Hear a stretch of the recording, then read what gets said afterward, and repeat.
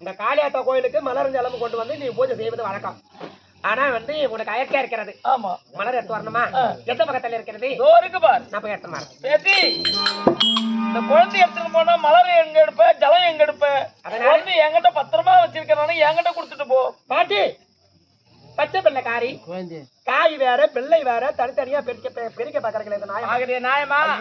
சொல்லு பாட்டி. பிரிக்கணும்னு நினைச்சிருந்தா உன் வயிற்றுல இருக்கு பிறக்கும் போதே பிரிச்சிருப்பல பாட்டி. அப்படி சொல்லாதங்க. உறவன்னு சொன்னா சொந்தம்னு சொன்னா என் பிள்ளை தவற வேற யாரும் எனக்கு சொந்த பந்தம் யாரும் கிடையாது. ஆமா, ஆனா பாடி பெருசாத்துக்கு 10 செய்வாங்க. சொந்தம்னு சொல்வதுக்கு என் பிள்ளை தவிர ஒரு பிள்ளை கிடையாது. என் பிள்ளைதான் என் அம்மானு கூப்பிடும். நாளைக்கு நான் என் மகனே கண்ணே நீ வாடா என் செல்வமே நான் கூப்பிடுவேன். ஆமா, அதனால உன்னை நம்பாவிட்டாலும் இந்த காளிகா தேவியை நான் நம்பி கொடுத்துருவேன். பாட்டி, காளிகா தேவிக்கு தானே பூஜை